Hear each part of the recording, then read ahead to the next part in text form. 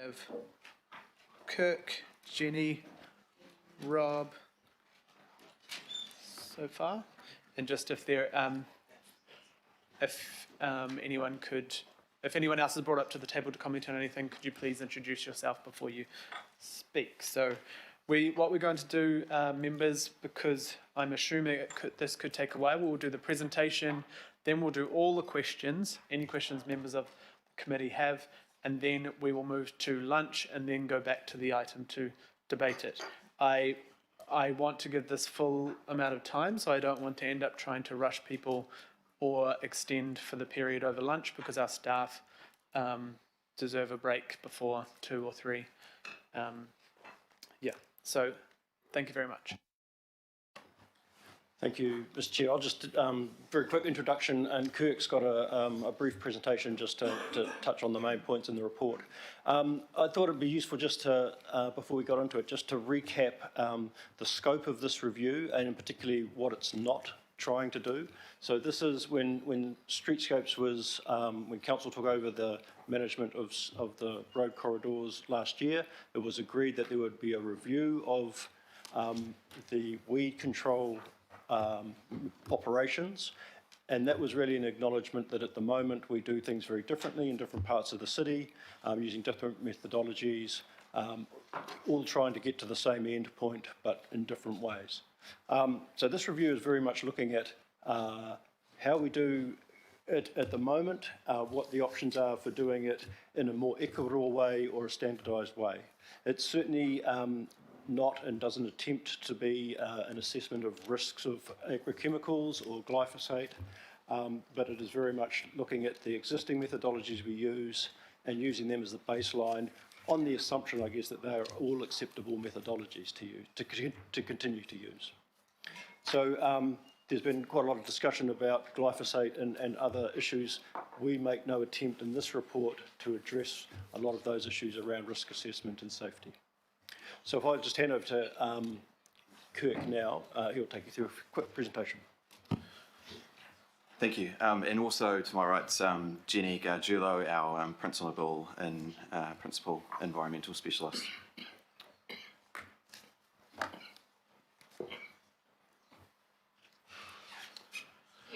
So starting with a little bit of context around how we manage weeds in the road corridor and also how it's funded.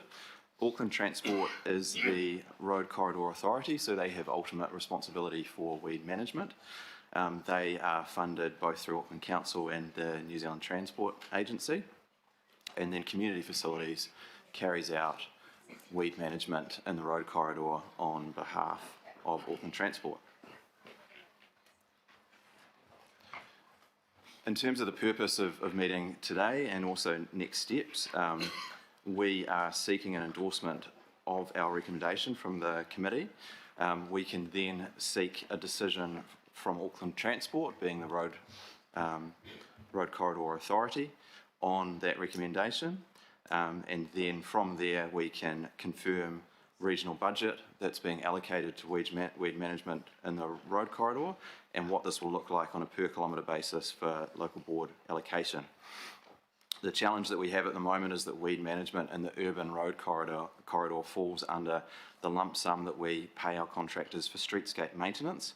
So once we have direction on standardisation, we can work with our contractors on how much of the streetscapes lump sum is being allocated to weed management in the urban road corridor, and then for how much budget is available for local boards. That also takes us to a point that we can consult further with mana whenua and local boards on their preferred local arrangements, and for mana whenua, that's consultation on their preferences for the local board's decision around their arrangements. And then from there we can look at options to fund any shortfall between the methodology that the local boards might want and the budget that they have to deliver this. The aim is to have this decision from Auckland Transport, the budget's confirmed and the confirmed budget arrangement in place for next year's annual plan, so that local boards can consult on targeted rates if needs be, with the new arrangements being implemented in FY 22-23. So in terms of Why do we manage weeds? Primarily it's around asset protection and making sure that we're not having premature damage to our roading assets, which can increase renewal costs. We've got several challenges in Auckland around managing weeds in the road corridor. One of them is the sheer size of the road corridor at over 5,000 kilometres in urban areas. The mild and wet climate that we have that allows weed growth all year round, and also the presence of kikuyu. In terms of how we manage weeds at the moment, we use glyphosate, and glyphosate's a systemic herbicide that kills plants to the root. It can be applied less often than both plant-based herbicides and thermal methods. It's important to note that we don't use POEA, which is an additive that's added to products like Roundup and increases the hazard rating of glyphosate. So we only use formulations without POEA, which means we don't use Roundup. We use plant-based herbicides, which are a fatty acid. They're a contact herbicide. It needs to cover the plant completely, and we need more herbicide than glyphosate, and it needs to be applied more frequently. We use thermal methodologies. Again, that's a contact herbicide. We need to cover the whole plant. It doesn't kill to the root, and it needs to be applied at a similar frequency to plant-based herbicide, and it's most effective on young plants. And these points are really important because they feed into the cost, in the sense that if we need the contact herbicides, because of their mode of action, need to be used more regularly. In addition, we have a no spray register, so anyone can register online to opt out of spraying on the road corridor or council property adjacent to their property. And also within our contracts for weed management, these are outcome based, so we have a consistent level of service across the region. We don't specify frequency within those contracts, just that weeds are managed well. And so contractors are paid a lump sum for that weed control, and can then decide within that how best they can apply that lump sum.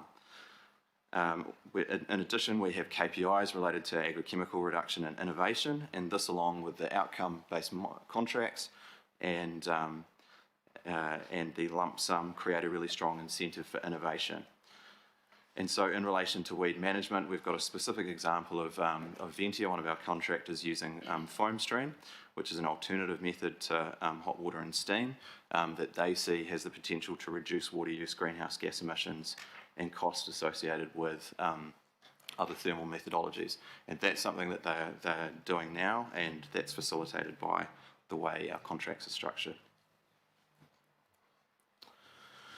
So, as discussed, while we have the same level of service across the region, currently we specify the methodology that we use, which is either synthetic herbicides, so glyphosate, plant-based herbicides, for example, biosafe, thermal methodologies, so hot water and steam, noting that glyphosate is used in those areas to control hard-to-manage weeds. And the areas, as we've heard, the different methodologies reflect the Legacy Council boundaries and practices. And so because the different methodologies have different costs associated with them, this has created inequity in funding for weed management. Those areas receiving thermal and plant-based treatment have more of the contract's lump sum allocated to them than those receiving glyphosate have.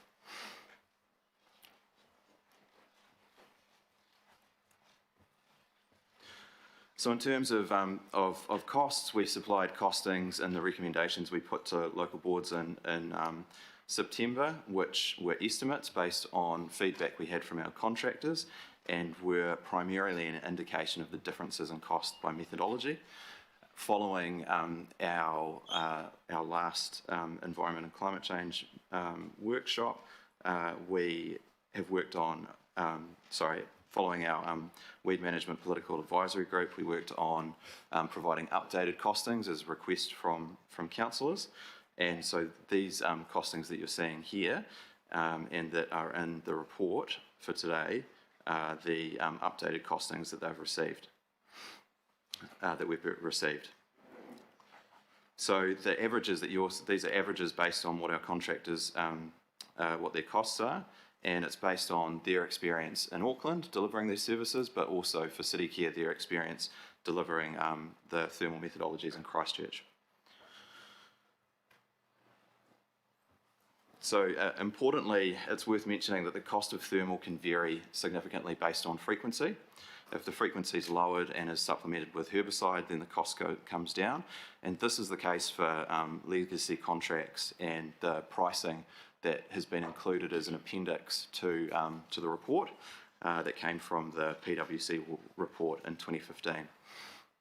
So when we've been speaking to contractors that are external to the full facilities contractors at the moment, the pricing that's coming back from them and also the pricing that we saw from Auckland Transport is typically subcontractor pricing. It doesn't necessarily include traffic management, and which clearly increases the cost. It doesn't necessarily include the cost of supplementary glyphosate applications, and also it's based on a lower frequency of application. So this is why we're seeing differences between what our full facilities are quoting us and what external suppliers are providing. So in terms of the timeline, the regional review really started back in 2015 with an operational review which recommended standardising methodology. When Community Facilities took over weed management from Auckland Transport, we committed to reviewing this, and also it should be noted that Auckland Transport have agreed in principle with the idea of standardising methodologies. So initially we consulted with the Weed Management Political Advisory Group. We presented at the Infrastructure and Environmental Services Mana Whenua Hui. We consulted with Aucklanders via a People's Panel survey that we've received over 5,000 responses from, and also from our best practice reference group. That then formed recommendations in a report that went to local boards. We also presented this at the Mana Whenua South Central and North West iwi forums, and we had some specific contact with Ngāti Whātua Ōrākei in September, and provided them information about the South Central iwi forum. We've also consulted, of course, with the Weed Management Political Advisory Group.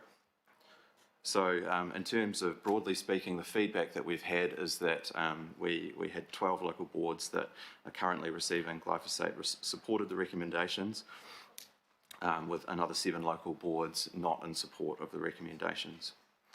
We also had support for the recommendations from Mana Whenua.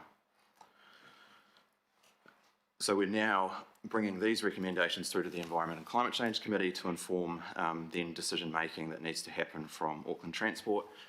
Again, any future actions that we need to take at a local board level will need to be consulted on, and we will consult with Mana Whenua on those and whatever local arrangements get chosen. So in terms of the review itself, there are a number of things that we needed to consider as part of the review. In terms of the weed management policy, these were particularly in relation to best practice. So using a combination of weed management methodologies is really important for minimising resistance. We also took into account the imperative around protecting and enhancing the environment and providing value for money. We took into account Te Tarakia Tāwhiri and our ambition to reduce Council's greenhouse gas emissions, our water efficiency strategy, and again our ambition to reduce potable water use. The community feedback we received through the People's Panel, their preferences for us to focus on reducing glyphosate, and also their feedback that only 19% of people were willing to pay more for alternatives to glyphosate versus 36% who maybe would, and 42% who are not willing to pay for alternatives. And also the feedback that we had that 43% of those that responded use glyphosate within their own properties. We also consulted with the community through our consultation with local board, and as discussed with Mana Whenua through feedback from 3 hui, which fed into the recommendations, and then was in regards to the recommendations themselves. In regards to environmental impact and safety, primarily we've lent on the Environmental Protection Agency and their views on the herbicides that we use. We've also consulted with our weed management best practice reference group, both of those groups who say that herbicides we use are safe provided that the correct controls are used. So the recommendation that we made, and based on all of those considerations, is a standardised weed management in the urban road corridor to a methodology of plant-based herbicide and spot spraying of glyphosate for hard-to-manage weeds. So in doing this, we effectively standardise the budget for weed management and create equality around that, around the way that we manage weeds in the urban road corridor. Within this recommendation, local boards can choose a custom methodology, but will need to fund the difference between the standard methodology and their custom methodology. The current contract framework will continue where contractors can adopt new technology where it's consistent with the weed management policy, doesn't increase emissions, water and glyphosate use, and also is within their existing budget. So we see innovations being fostered in a very similar way that they are now, and with the example of what Ventia has achieved. The benefits of doing this are that we equalise funding across the region. We enhance local boards' ability to make decisions in the sense that they'll be able to choose their own methodology, where currently they get legacy arrangements. The adoption of the methodology will result in a regional reduction in glyphosate use, which is estimated at around 3,000 litres a year across the region. Compared to the other standardised options, there'd be an estimated reduction, compared to the other options, there would be an estimated reduction in operational carbon emissions and water use. There would be an increase in the use of plant-based herbicide, but the reduction in glyphosate reflects community feedback, and the combination methodology will help manage herbicide resistance. So in terms of the next steps in the decision, it starts with the endorsement of the recommendation that we've put forward, and then getting a decision from Auckland Transport. We'll need to consult their funder and NZTA, and then we need to go to Mana Whenua and local boards around the targeted rates.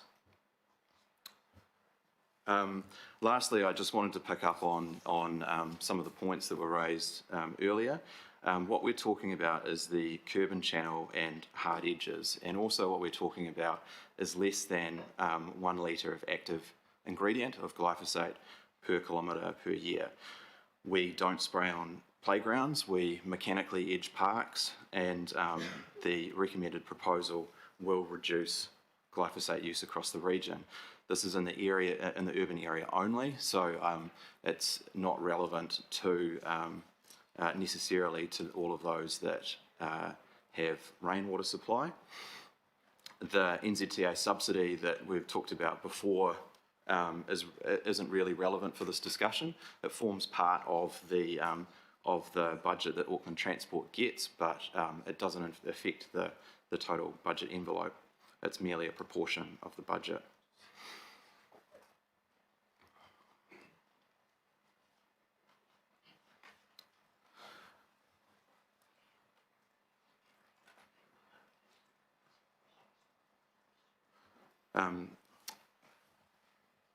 And so thanks everybody for your time. That concludes the presentation. Thank you very much, Kirk and Rob and Jenny. We have 4 questions so far. Councillor Simpson, you're first. Thank you, Mr. Chair. Look, I need to understand the use of glyphosate and its safety on human health, all right? So my question is, what is the difference between glyphosate with POEH and glyphosate without with regards to human health? And what evidence can you supply to confirm your information to me?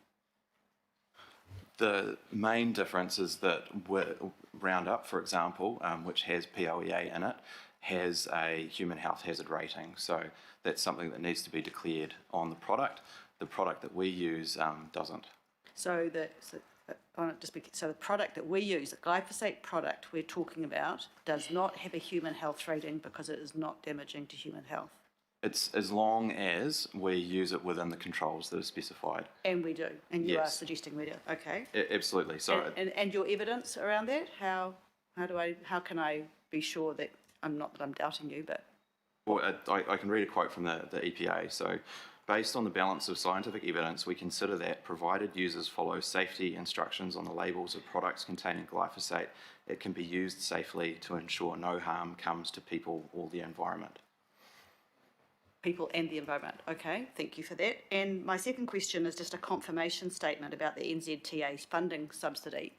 Not that I think this is necessarily a funding debate, but is it true that the subsidy only applies in urban areas to medians and traffic islands? I know the answer if you don't, but I'm just asking you. It's for confirmation for everybody else. You might have the better Yes. answer than us. The answer is yes, but I think critically the NZTA subsidy might be a bit of a red herring. Essentially, that's a way that Auckland Transport funds the cost that they pay council to provide this service. So from a council perspective, strictly as a provider of a service to to Auckland Transport, the NZTA subsidy is invisible to us effectively. There, because I'm sure other people. Thank you. I just thought I would put my recommendations. I had sent them around about 9 o'clock this morning to all members of the committee, and Councillor Coombe was second. I don't know if I want to read them now or when we come to debating the item, but I just thought it would be cognizant to maybe be asking questions around those as well. Did anyone want me to read them out? Were you happy to? Cool. Councillor Sayers, question.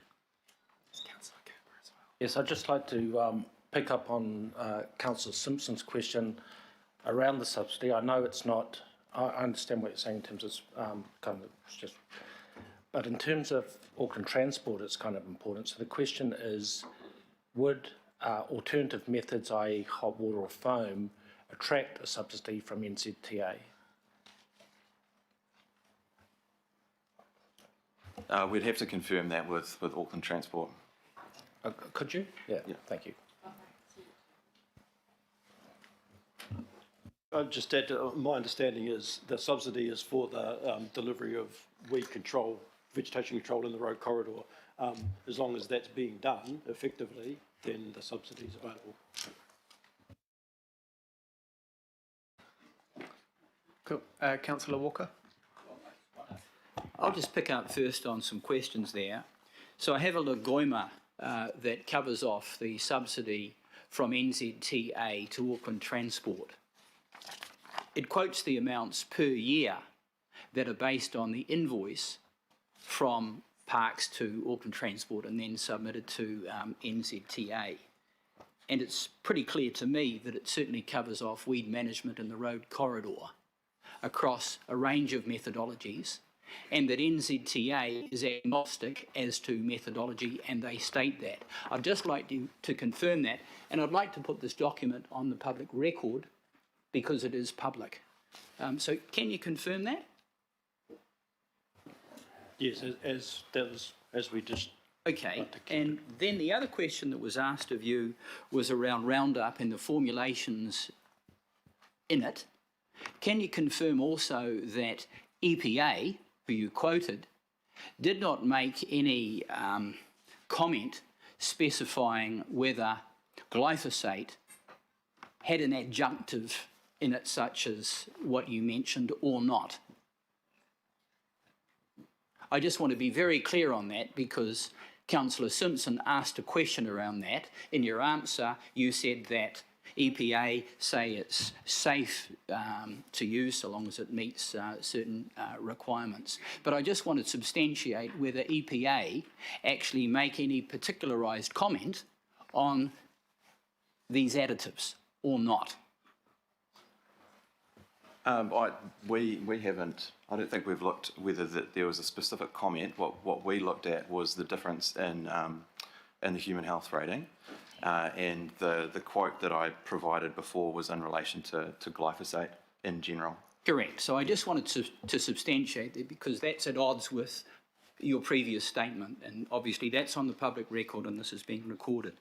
The other question that I've got, because you mentioned budget, and in point 8 it mentions the approach is estimated to be achievable within existing region-wide operational budgets.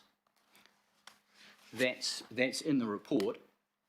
So I've been requesting what actually is the current operational budget for weed management in the road corridor, and in particular, weed management in the urban roads in the road corridor, which are the subject of this report. So can we have what the operational budget is, please? Do you know what it is? The nature of the payment is that it's a lump sum payment for all the activities we undertake in the road corridor, which includes weed control, rubbish collection, cleaning. So there's what we pay is for a range of activities. There is no specific allocated budget for each of those specific activities. It forms part of a bigger budget. Okay, so I distributed to councillors a copy of a contract. So can you substantiate that in all of the contracts on the part of all of the head contractors, there is a specification that covers off the number of kilometres of urban road and also the cost for delivering that contract, and also that you could request that information, and have you requested it to arrive at the operational budget for weed management in the road corridor for urban streets? Because I have it, for example, for one part of the region, so I know it's available. So have you asked for that? No, because of our payment is for a lump sum for a suite of work. Any subsequent breakdown of that is the information might be available in certain shapes or forms that you can derive, but that's not what we pay for or what we buy. But have you asked for it, given that the information is available? And in some of the Lagoima information, of course, this sort of information is available, and historical information around contracts is not commercially sensitive and is available, and I've obtained it. So did you ask for it to inform this process? Because there is actually no figure in here around an operational budget that we know is available to work with. Have you asked for it? I think it's the same answer. I apologise, Councillor Walker, is that because of the nature of the contracts, we're delivering this as part of the lump sum. What we have asked for is for an indication and estimates of the per kilometre rates for different methodologies, so that we could see the difference between those methodologies and to give us an idea of the cost of delivering those. Okay. My question is not around the estimates, because they can be up and down. Surely what we need to consider is what it's actually costing us now, and if we can get that, and I've shown you how you can get it, because it is available, can we get it to inform this process going forward? I think with the legacy contracts where they were delivering that service specifically, then absolutely that's available. It's not something that, as we've said, it's included within the lump sum. So while in the next phase of the process, we do need to nail down exactly how much we have available. At the moment, we've focused on the per kilometre rates.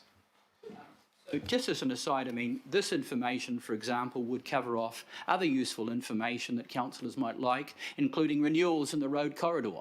And I can tell you that Auckland Transport has that information because they ask for it in the same way that we could have this information. So I'm just saying through you, Mr. Chair, that the information is available, that it can be obtained, and the public should have that, and the local boards should have that, because it is that amount of money that is going to be divvied up and allocated to the local boards. And right now, we don't know what it is.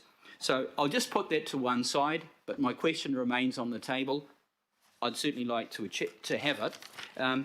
Can you confirm that the actual cost in the Northwest contract that MetroCare operated was $852 per kilometre for weed management in the road corridor over a period of some years, that they did not have complaints, that the head contractor was satisfied, they met outcomes? Can you confirm that? And I understand that you did go to MetroCare, because that's communicated to me in information from procurement, and you did seek information from them, and I'm assuming that this information may well have been supplied. Thank you. Can you confirm that? I think what we need to consider is the full contract cost, and we can't speak specifically about the pricing that we received from different suppliers when we went outside our full facilities suppliers. But what we did get back, the feedback, didn't include traffic management. It didn't include some of the other services that our contractors provide. It didn't necessarily include the supplemental glyphosate used, and it was a lower frequency. So it's very difficult to compare the pricing that we're getting from those external suppliers with our full facilities contractors. Okay, so my question is, I've actually distributed... Last question, please, Councillor. Well, we've got about... I have distributed the contract information to the councillors, and I can confirm that the cost does include all of those things you mention. So I have a real concern around the accuracy of information that we are being provided here. I'm doing the best I can to put information on the public record. I'm not talking about the estimates. Councillor Walker, I'm talking about the actual costs. to speak. We're just on questions. So the last question I've got just goes to the steps that you put up. Perhaps if you could put that slide up.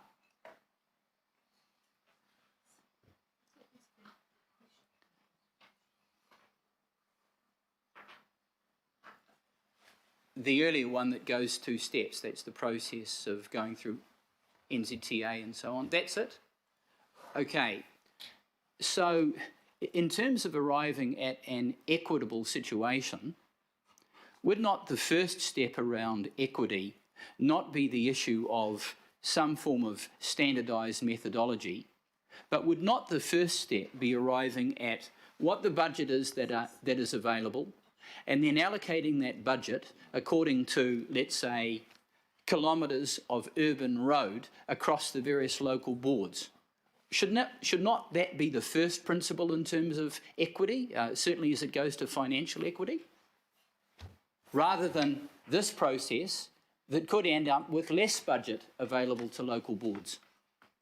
So I think you've made a good point, and the Chair's recommendations respond to that as an alternative approach to a standardised methodology, is a standardised allocation of the available budget. So, Councillor Walker, in my recommendations, I've listened to you and others, and I've tried to, despite 12 out of 19 local boards supporting a standard methodology, I've actually don't support that in my chairs. Doesn't mean people need to support it, but in my recommendations, it's the starting point is a standardised funding per kilometre, and then we need to negotiate with local boards, and I'm hoping contractors and things like that over the next year or so to get those real options for the local boards. I understand, and that's wonderful, Mr. Chair. Right now, we're working off information supplied by council officers rather than information that's being supplied from other sources, unless it's been tabled. So would you agree then that that process that I'm suggesting is a fairer process for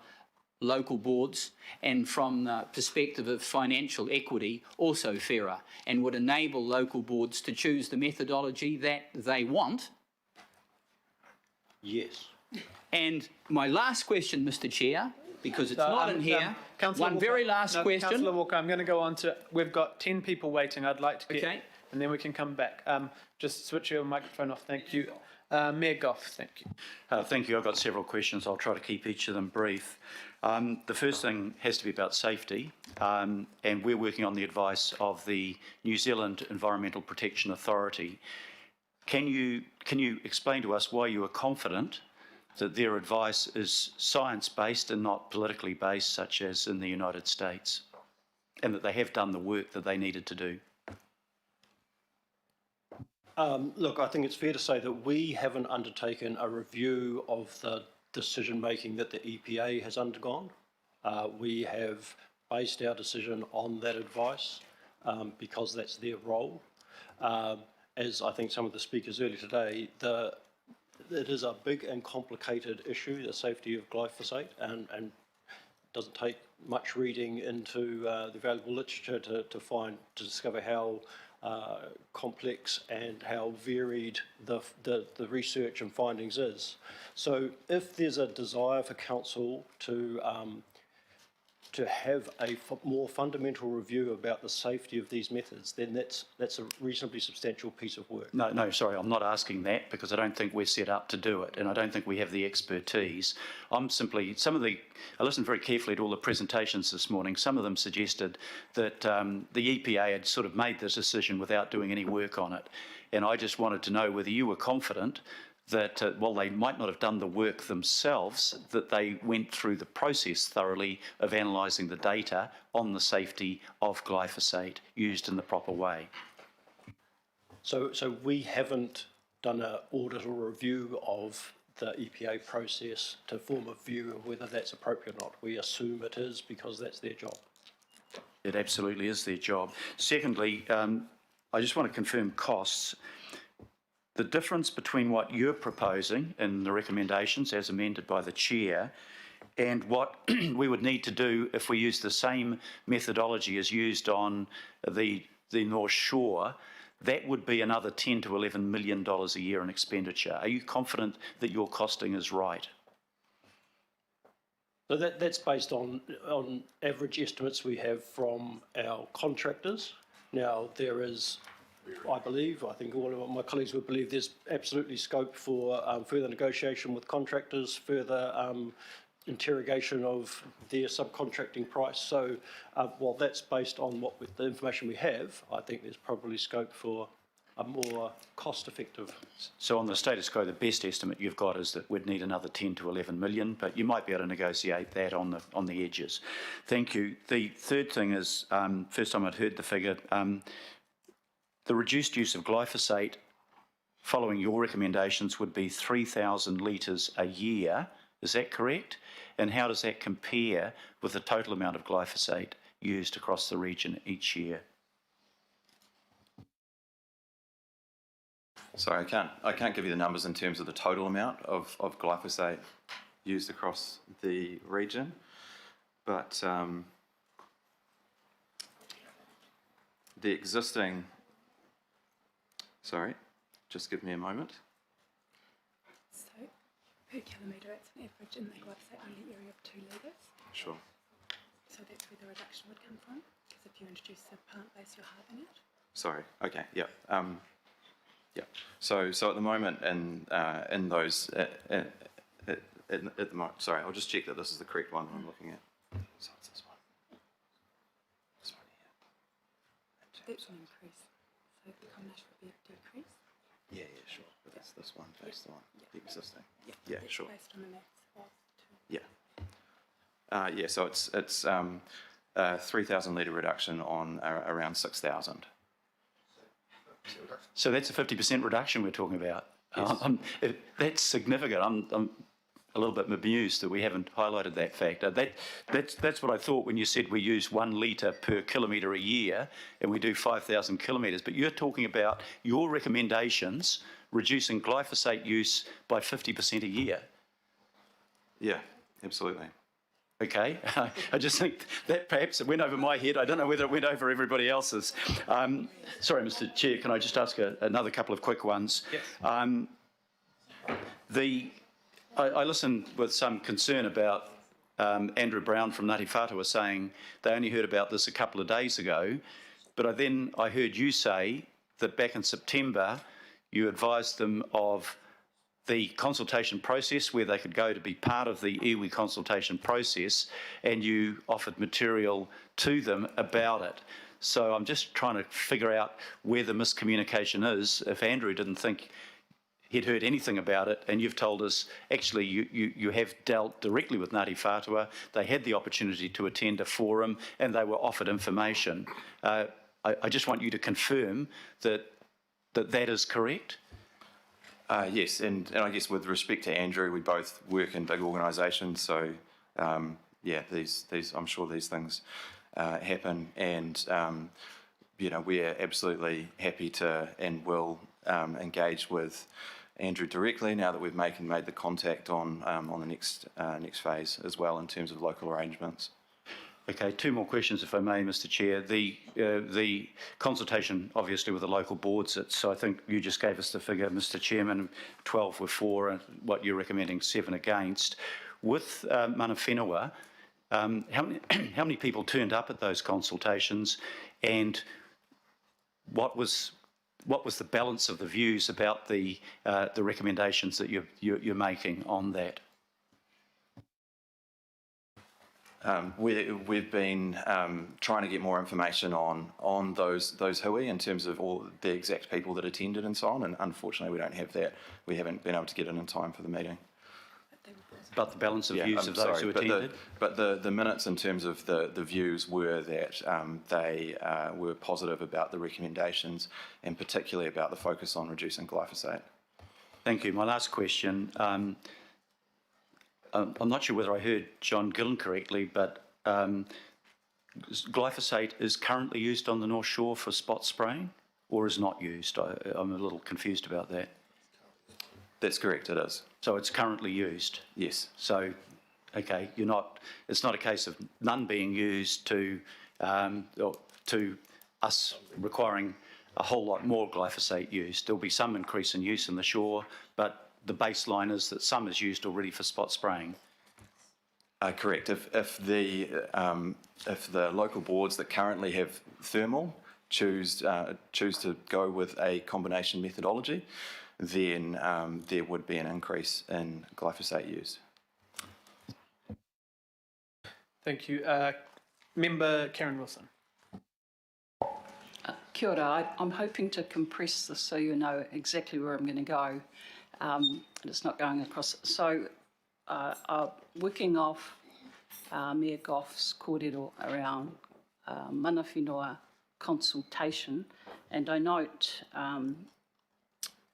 in the report and also by way of the steps that were in the presentation what was considered, so not going over those. It's I'm sure you would agree, because we've spent a lot of time here, it's a pretty complex and extensive concept that most would need to get their head around. If you have a submitter that's come here and said they didn't, then I guess there's the IMSB, we would consider that they didn't, as opposed to which hui. So from our perspective, the reality is this: we need to have, I thankfully by way of Councillor Newman, we have an understanding of the local boards and the kōrero they've had and the recommendations they've had, but I see no evidence whatsoever of any basis that says that mana whenua were engaged regularly and to such an extent that they could inform their own opinion and feedback. And if that is the case, unless you can tell me otherwise, then they have had no input in here, bar some that are kaitiaki in other forums that aren't acknowledged as the governance level, which it strikes at the heart of it here. It's not who you've spoken to over a period of time since 2019. It is that it's gone to the level where there's a full understanding, so the feedback can be. So it's a long-winded way of saying, how confident are you that the engagement or any engagement in terms of mana whenua that you've undertaken to date was sufficient for all of them to signal they wished consultation engagement, and more importantly, they were understanding of what this entailed and agreed?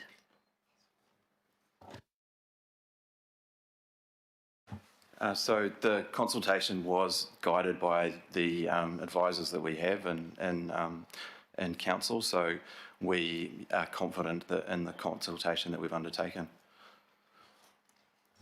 Okay, so that isn't an answer, if you know what I mean. So what structured process can you outline in the same way we have a document here from the local board recommendations and understanding? What have you got that clearly understands a similar process was undertaken with mana whenua?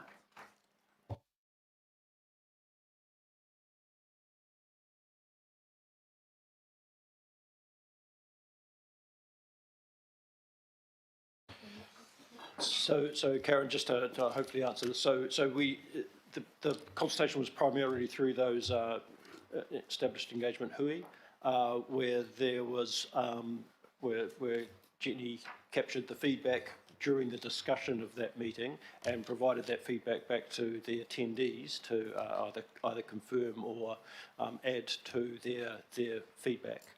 So in terms of your question about a formal approach to each iwi and an invitation for written feedback, it wasn't that. It was through discussion at that hui and review of the discussion notes. Okay, so that's not the same thing clearly as consultation or engagement. You've held a series of hui and you've mooted, not necessarily this part, a part at some point in 2019, and I understand a hui with a different group in 2020. So it's not consultation or engagement. So I guess my question in terms of looking at the recommendations and what's missing from a mana whenua perspective, it's not after the fact, i.e. after we've voted. It should be before we make those significant votes, which, unless there's anything else there that includes, we would believe that there's a case for mana whenua to be involved in engagement and consultation so they understand the complexity of what we're trying to decide here. And that's just this part of the mana whenua as opposed to the other questions relate to the more technical. I'm hoping that I'm understood, and I'm hoping if that isn't the case, it may mean that we're not in favour of it because there is insufficient time for them to form a view. Member Wilson, I've put request further engagement with mana whenua. Would it strengthen that if I put before any changes are made? My resolutions say there'll be a long year-and-a-half process with local boards and mana whenua before any changes made. It's not that we get, through the chair, my apologies, it's not that we get lost in the dross, but really that is what happens. You know, there's a series of recommendations there that are made. And I guess the point I'm trying to make is that there has been some substantial consultation engagement, but not with mana whenua. And I think it's unfair to think that we latterly can do that. I'm not sure of changes, and unless changes, there might be a means by which, in a break or whatever through the chair, that we could assist that, but I'm not confident, especially based on a submission that's been made before us today from mana whenua.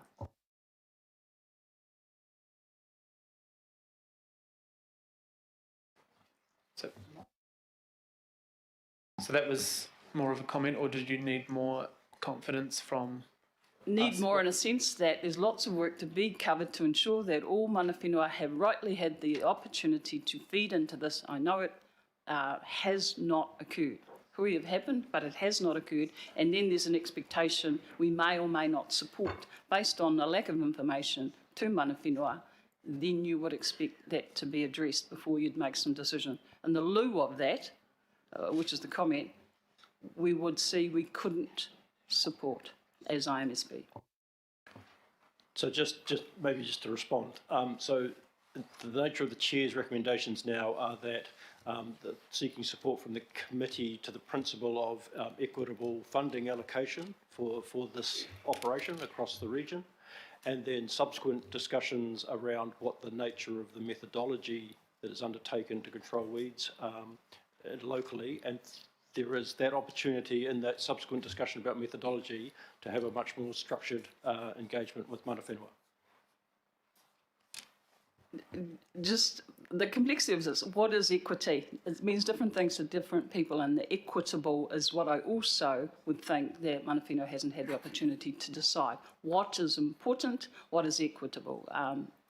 So I'm confident through the chair, we always try and find ways that mesh this so we're able to, but I'm just signalling very strongly that right now that doesn't exist in terms of our ability to do that on behalf of mana whenua, Māori and the like.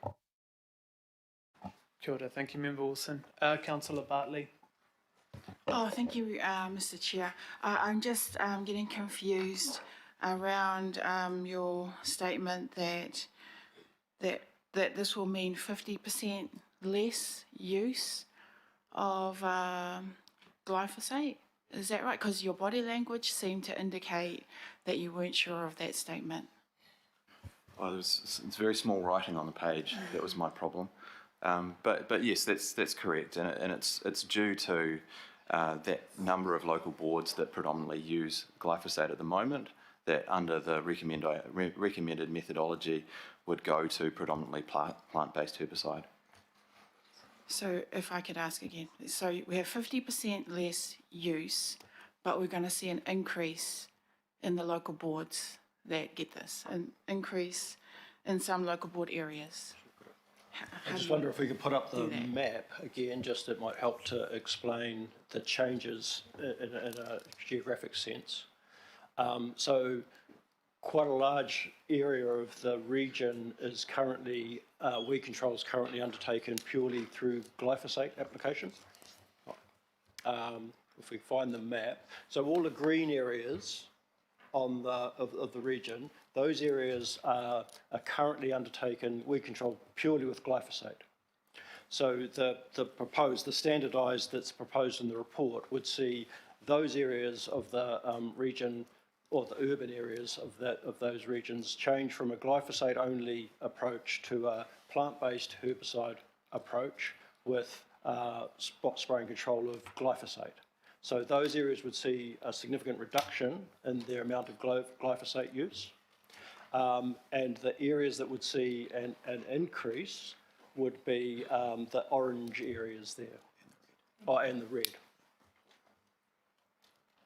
So there's some areas get less, some areas get a little bit more, but overall there's less. Less. And then I also wanted to ask, please, about community facilities and, how it's outcome based, and that this is going to be under those maintenance contracts. Are we confident in how we're monitoring, those outcome based contracts? Because if we're looking at it, there are significant issues with our contractors and not achieving the outcomes. We have parks that are not mowed, litter that's not picked up properly. So how can we be assured that weed management is going to be monitored sufficiently to ensure the safety that the EPA recommends in terms of, following all the rules around its use? So I think the monitoring of performance of our contractors is an ongoing task for us, obviously. I think that it's a fair reflection that's has its ups and downs across different parts of the regions. We're confident that overall our contractors are performing well, and as we audit their performance across the full range of things that they undertake for us, we're confident that the delivery is to specification and delivering on the outcomes. But that's an ongoing task for our staff and our contract managers to continue to monitor performance, to audit delivery of outcomes, and to take whatever actions, if necessary, through the contract controls.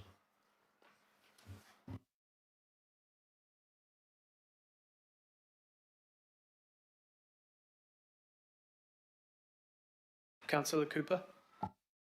Thanks. I've just got a couple of oh, that's a bit dirty. So first of all, so where we're at now with these recommendations, it means we've got a bit further to go in consulting one with Mala Whenua and we're going to go back to the boards, and also that each board can customise for theirs, so they can tailor make what they want for their area. That's right. That's correct. The other one is just on that, I've had a look at Councillor Walker's sort of quote thing that was sent through to him. I can't see any traffic management stuff. It's just this is basically the places they're going to spray. So that's what you said, that you didn't think that quote. It was a general comment about all of the ones that we've received from external contractors on the basis that we can't really talk about individual contractors, but just that what we've seen coming in isn't necessarily like for like with what we're getting from our current full facilities contracts. Okay, and so it's difficult to compare prices. And the other thing, because I just want to get clear, because it gets very mixed up with what you're using, et cetera, but the purpose of this is to standardise in terms of that in some places we're spending a lot less, and in other places for what they want we're spending a way more for the same outcome. So we're trying to get a bit more equality around what's spent in different places. Yes, so just to retouch, the purpose of this review was to reflect that at the moment we do different methodologies in different parts of the region. Each of those methodologies has a different cost. So as a result, different parts of the region are having effectively more spent to deliver the outcome than other parts of the region. Yeah, and quickly, just one more, and it comes down to actually the item here is, so we already have our contractors. We've got 10-year contracts with particular groups to do our different areas. So that means does that mean we can't just sort of go, oh, we're just going to pick this and chuck that one in, we're going to swap this around? We can only negotiate with the people we've got the current contract with for changes, rather than suddenly switch to somebody else. Yes, so we have our existing full facilities contractors. Contracts are 5-year contracts with a rolling 1-year contract extension up to 10 years. So but we do have the ability within those contracts to work with those contractors and specify methodologies if that's. But not hive off and go and get another group of contractors to do something. Okay. So they would be able to go to other subcontractors to get special activities. Thank you. Councillor Darby. Thanks, Chair. Look, I was just looking at, now you've got me because I'm between pages, looking at the weed management best practice reference group. When did that last meet, and how did it inform this paper? So we had, there's been 2 meetings on the best practice reference group in regards to this paper. So the last time it met was like 2 weeks ago, and we do need to be recruiting to fill the positions. Mira Watts was in the group, and she's now retired, and so is Joe Ritchie. But we had representatives from Massey University, Paul Champion from NIWA, and Trevor James from Ag Research. But before then, as part of the recommendations, we went to all in 2019, we had input from all the best practice reference group meetings, including Merrill, asked to submit their feedback on the different methodologies, and that included Jack Craw as well. So we had the full best practice membership group input into the review in an itemised way with comments and recommendations against the different methodologies. So, thanks. So in this report, I might have missed it, in the report, is there a reference to their advice? Not specifically in the report. It talks to around the political advisory group, the implementation of the weed management policy. So their advice, I can provide, a summary of it, and it did differ between the different members as well. I can provide that. Yeah, I'm just talking about the best practice reference group, not the political one. So the best practice reference group, it isn't specifically referenced in the report. I can provide a summary of the recommendations against methodology by the different members for clarity. What has come out of the input from them originally and the 2 meetings that we've had is this benefit of having an integrated mix. Do you know, if you just use one product, say glyphosate, there will be, weeds that develop a resistance to it. If you just use a contact herbicide, there'll be a greater infestation of say, tap-rooted species. So that was their recommendations. Meryl, in her feedback, was quite clear on her position on glyphosate as well. But again, that's it was reflected about, there's clear direction from about not using glyphosate.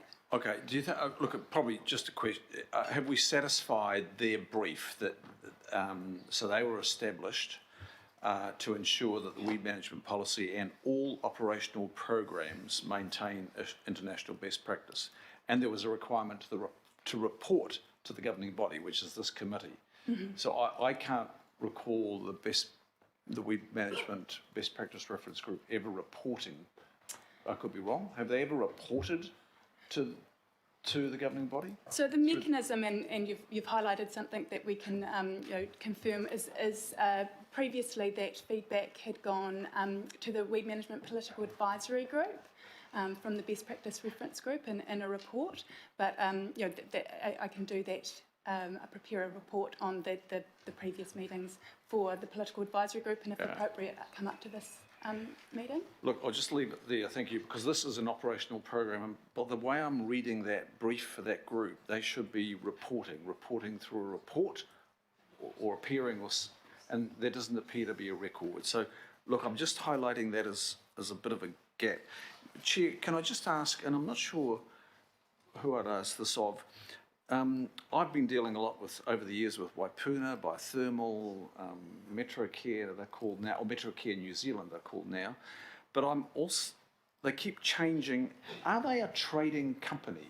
Do they actually, who are they contracted to? Do they actually work in Auckland or New Zealand? And I ask that because I've just looked up on the Companies Office, and it appears the Companies Office are moving to remove them from the Companies Office. So my question is, are they actually a trading company? I can't speak to that specifically. They have submitted a proposal in response to a request for information to procurement, and they would probably be the best unit to review the proposal, and I guess the company as well.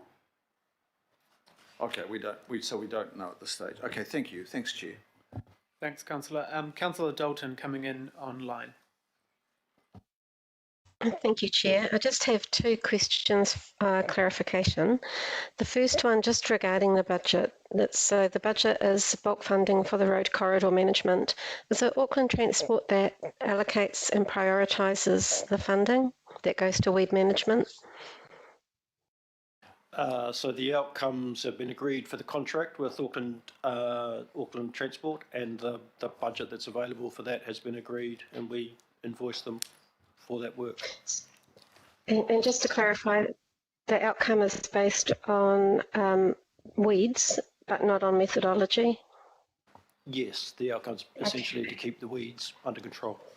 Thank you. My second question is, the Deputy Chair of the Hibiscus Coast and Bays mentioned safety for children walking to school, and they've been using the thermal method up there. So how comfortable are you that, can we confirm that when the spray is used, it's only used on the hard areas in the road corridor? It's not used, I heard someone say it's not used in playgrounds or parks, and that council's position is that it is safe for humans in that context of children walking to school. Yes, so it is used on hard surfaces in the road corridor, and there is operational procedures around not applying chemical during at school when people are moving around, going to and from school, etc. So there's operational measures to mitigate, as far as possible, any risk of exposure. Okay, thank you, Chair. Thank you, Councillor. Mayor Goff just wants to talk about a. I'm sorry to break into the debate, but I've been contacted by Dr. Ashley Bloomfield half an hour ago, and you need to know the news. There has been another community transmission case here in Auckland involving the centre city. Somebody that was a student at AUT and worked in High Street. We don't know how she contracted the virus. She's not connected in any way to border protection, nor is she connected to any other case. So the advice given is they are not going into any form of lockdown at this stage. That would be totally premature. But they are giving the advice, one, if you're using public transport, please to wear a mask. And they are also giving the advice, please follow the earlier advice about using your COVID tracer. Hands up those who came in this morning. Wow, we're a well-behaved group of councillors. Councillor Sayers, you didn't put your hand up. So look, this is going to happen time and again, and we've been successful so far in containing it. But it is just the message from Dr. Bloomfield directly. Don't take anything for granted. Be precautionary, and then we can keep ourselves safe. But I just thought you should have that advice. He was due to announce it about now. Thank you. Through the chair, Richard Hills. It's Rod Sheridan speaking. Oh, yes. Just to add to the Mayor's comments, we are setting up 2 COVID testing stations in the city, one at Allan Melville Hall and one at Vic Park down by a drive-through one at Vic Park down by the skateboard rink in connection to obviously what the Mayor has just said. That's just for an information only.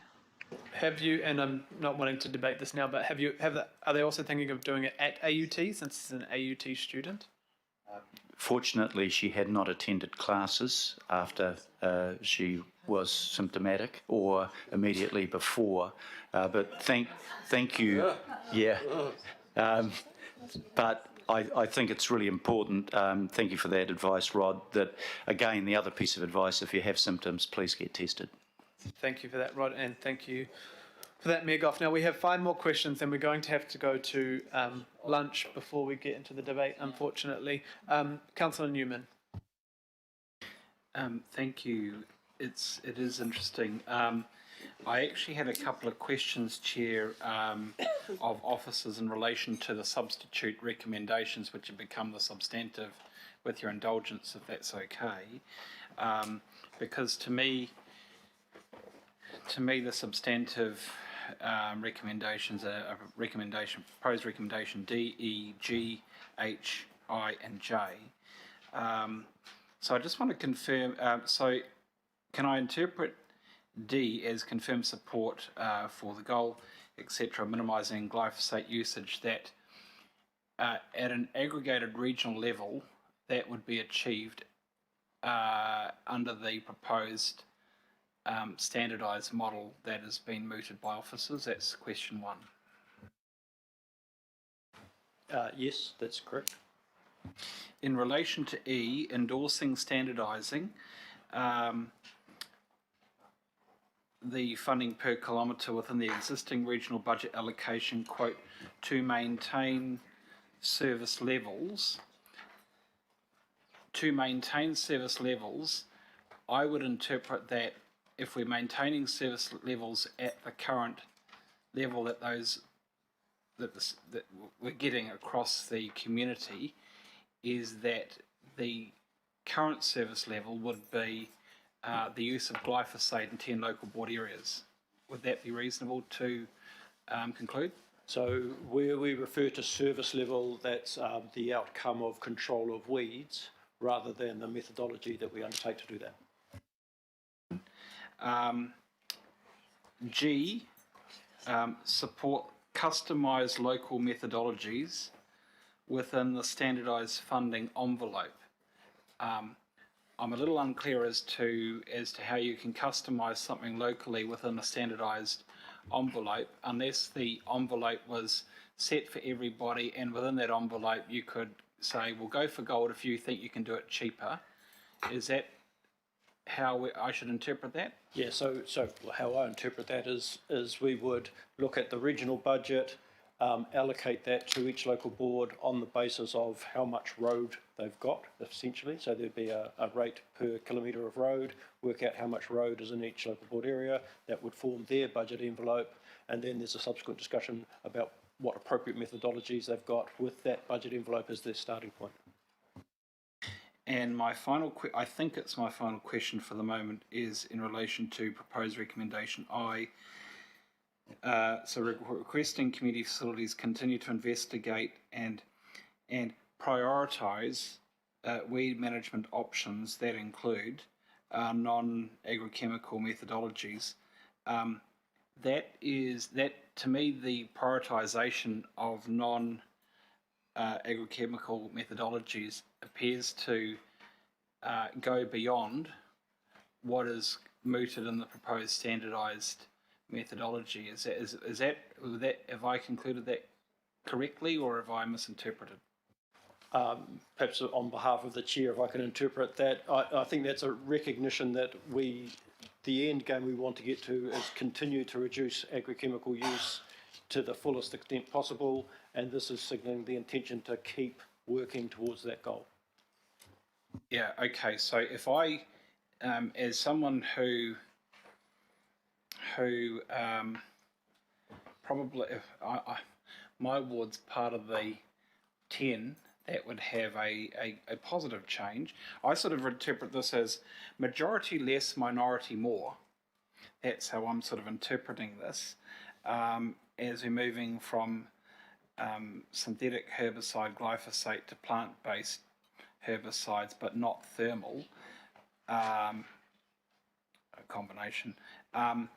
So am I to understand that the standardisation does not preclude further work to try and get to a more premium type of service standard delivery methodology that goes beyond what is proposed?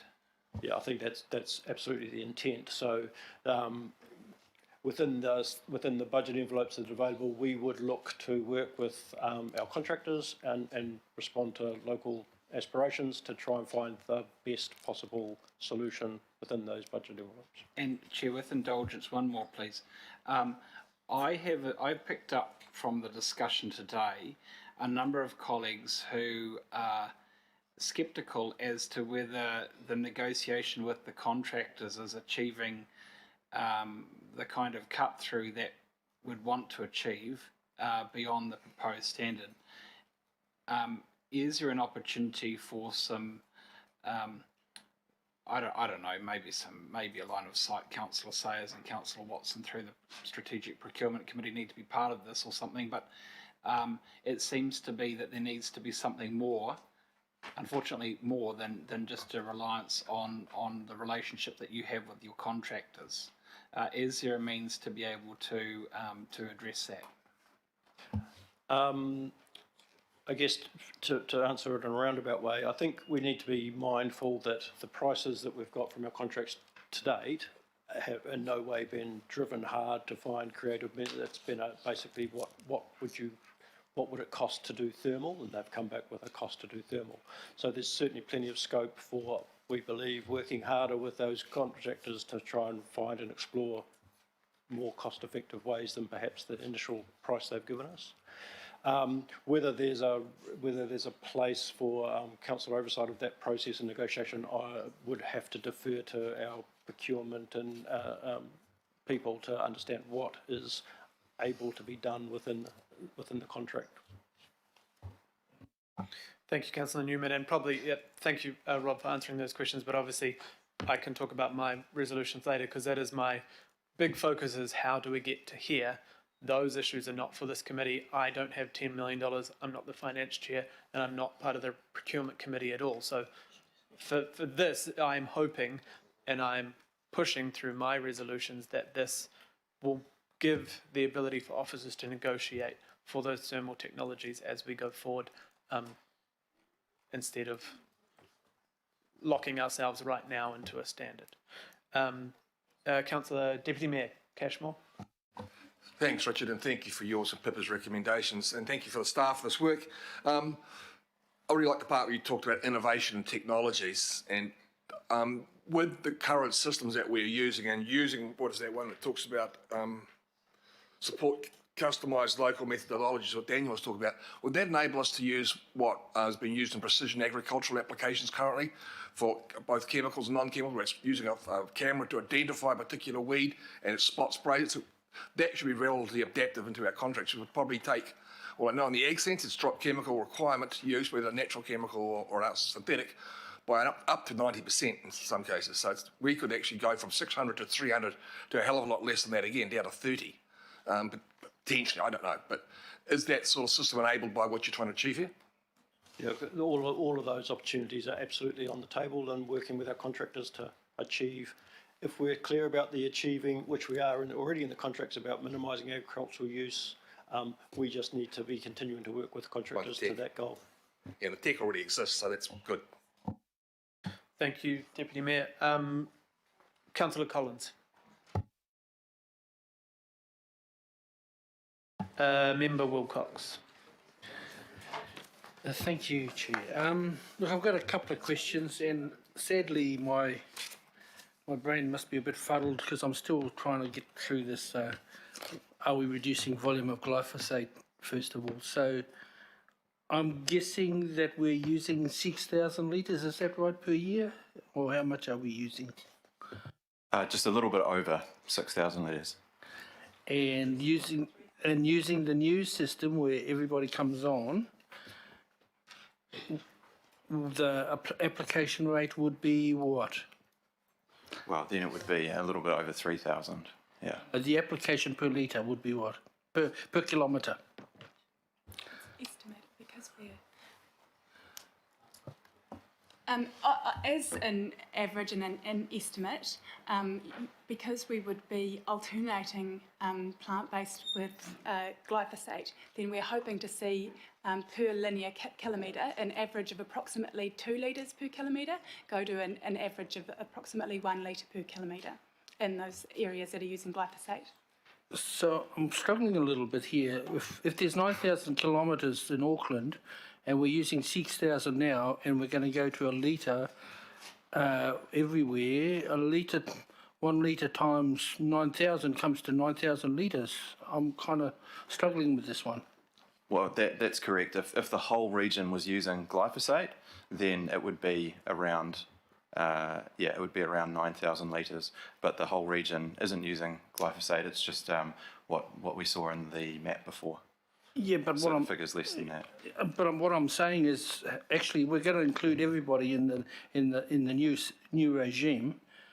I'm struggling to see how going from 6,000 to 9,000, if we're going to apply a litre per kilometre, how we're going to go from 6,000 to 9,000 is a reduction. There's 5,000 linear metres in the urban road corridor. So there's 5. So we're dropping 1,000 then, are we? If there's 5,000 kilometres and we're using a litre per kilometre, then we must be using 5,000. So we're dropping 1,000 litres. Is that right? So in approximately 3,000 litres, so we've got 5,000 kilometres of road corridor. There's approximately 3,000 kilometres that is glyphosate, exclusively glyphosate. By including rounds of a plant-based herbicide, then we're looking at a reduction in that area of half, so the 3,000. I'm just trying to get to the bottom. How many litres of glyphosate will we be buying next year if we go with the new system as opposed to right now? Because it's still not kind of registering with me. Sorry. So how much are we buying right now? 3,000 litres. Is that right? Correct? So the estimate at the moment is just over 6,000 litres of glyphosate. And the impact of going to the combination of plant-based and glyphosate will halve that, so it will then be just over 3,000. Of glyphosate? Of glyphosate? Yeah. but we'll be buying other herbicide instead. Is that correct? Yeah. Correct. Okay, now I've got the understanding. The first part, sorry, Chair, it was clear as mud to me. The next one is, it goes to 48 in the Māori impact statement. One of the things that you say Mana Whenua did say to you was to go away and seek alternatives. Did you go away and seek alternatives and come back to them, or just say to them, we haven't sought alternatives, or we have not been able to find any? Did you respond to that? That was the direction and the meeting, and I talked to it, was in regards to how our contractors and how, as an organisation, we want to continually to be seeking, alternatives to agrochemical. So I have included that in there as a direction at the meeting that was responded to, but also that ongoing intent, which has been reflected in the Chair's recommendations and Kirk's presentation. Thank you. Okay, well, it would have been good to respond to them. Finally, sorry, Chair, I've got two more and I'll be really quick. Local boards, we've heard all these numbers thrown around, 800, 900. So the figure that we've given for the West Auckland kaupapa, which is because that's Waitakere started all that, is about $1,000. So if a board came up with 800, who gets the extra 150?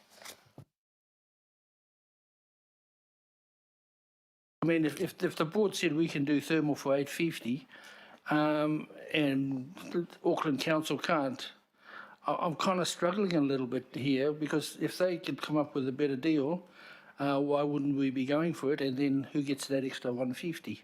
Is that a case? Or? So part of the challenge of some of the prices we've heard about is we don't know, and we suspect the cases that they haven't necessarily met all the requirements that council would require of a contractor. So the way we would deliver any change in services would be through our full facilities contractors, and if there's other suppliers out there who can do something for $800, we would welcome them talking to our full facilities contractor. They may well be taken on as a subcontractor, and that lower cost would be provided to council through the contract. Thank you. It sounds like someone's clipping a ticket along the scope up, but never mind. Look, finally, I just want to come to something that really is important to me. Taking out the dollar kaupapa,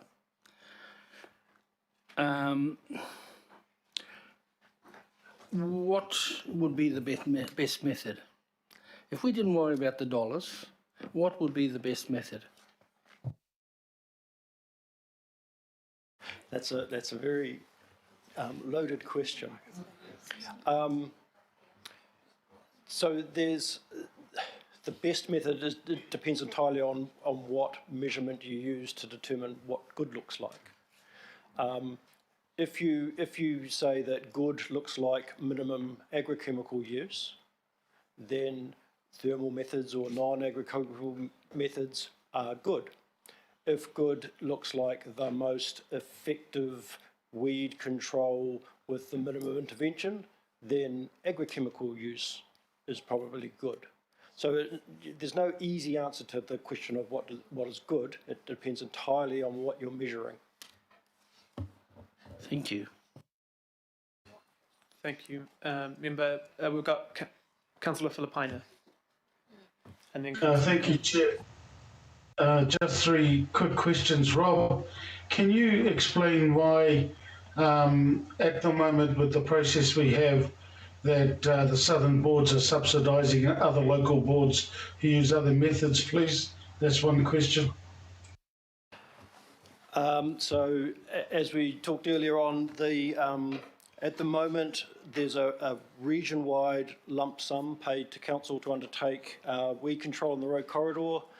That's done in different ways across the region in reflection of legacy council approaches that AT was doing up until last year when they handed it over to us.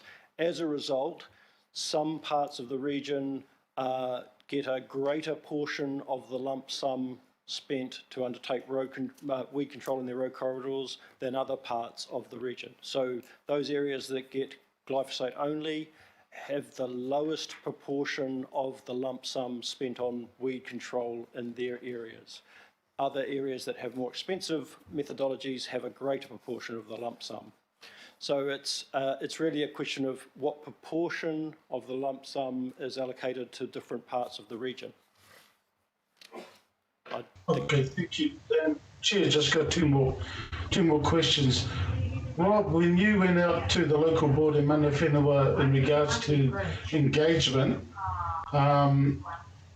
was the consultation about a regional approach and not about the use or not of glyphosate? It was about a regional standardised methodology, and one of the considerations within that was around reducing glyphosate. Okay, so yeah, no, that was one of the things I wanted to make sure everybody knew, that it was around the regional approach.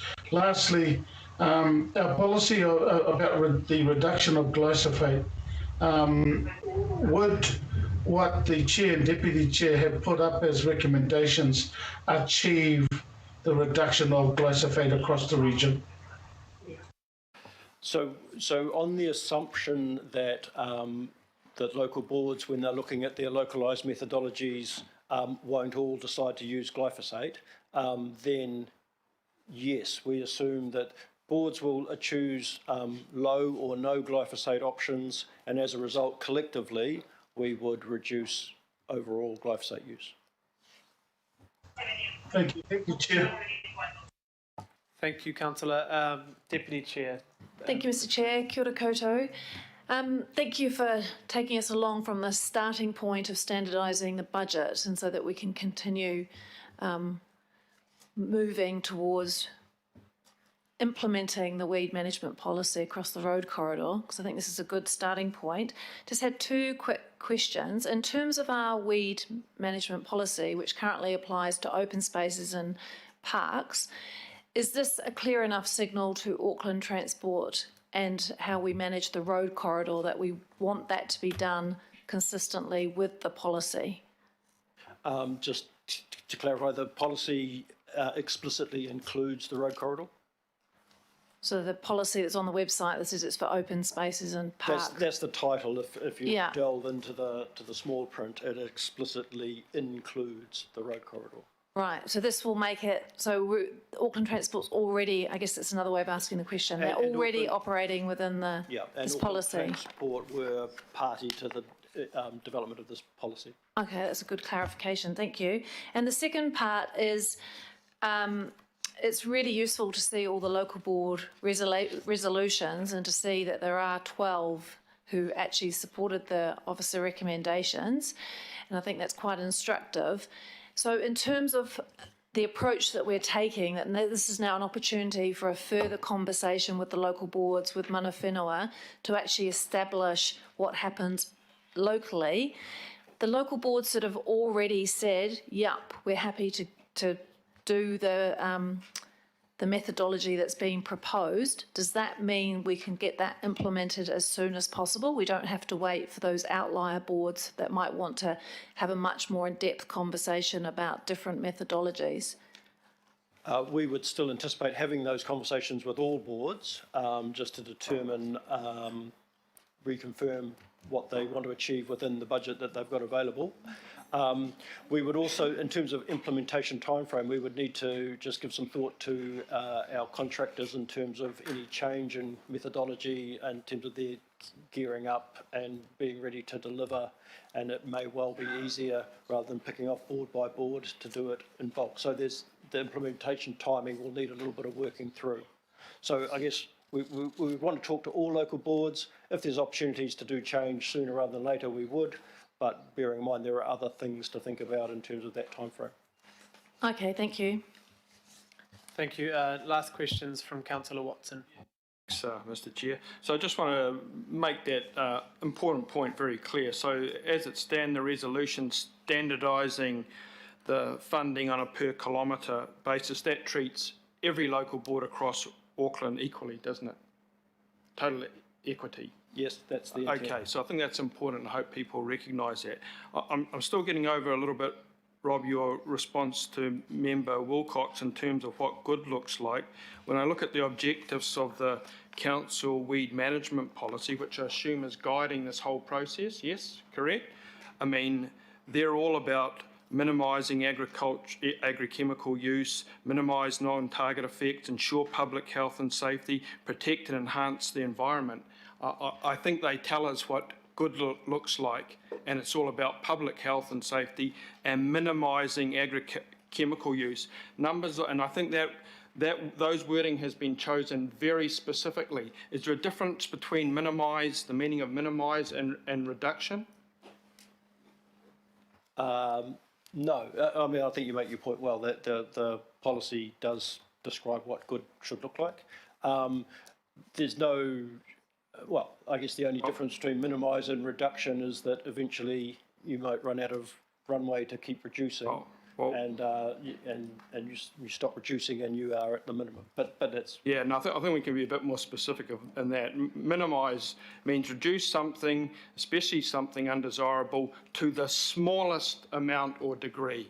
That's what minimise means. That's what's in our policy. That's what we're meant to be following. Now, the reduction, I can see how a reduction can occur because it's so bad in the south. That's where your reduction's coming from, because it is so bad in South Auckland and has been for time and eternity. When I go to table 3, however, when we look at the balance, which is roughly half of Auckland, in terms of minimise or reduce, 2 local boards, no change. So there's no reduction, there's no minimisation. Another 3 local boards, glyphosate is introduced. No minimisation, no reduction, an increase. 4 local boards, and we're getting up to 9 now, nearly half the load. The people on thermal, the glyphosate use has to increase there by definition. So we've got half of Auckland. Councillor Watson, just make sure we form it to a question. So the question is, based on this, is that it's a very uneven, it's not minimisation, let's be honest about that in terms of the definition and the objectives, and that for the balance of Auckland, there's a decrease, of course, where it can't do anything but it's so bad, but in the other half, it's actually static, but in the majority increasing. Is that correct?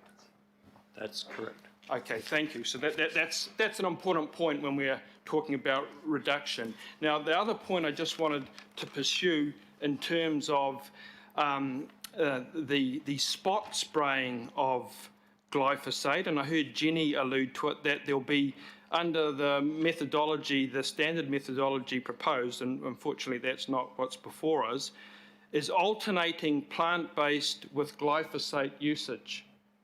So that, I take that to mean that on any given application, one application is glyphosate, the next application is plant-based. Is that correct?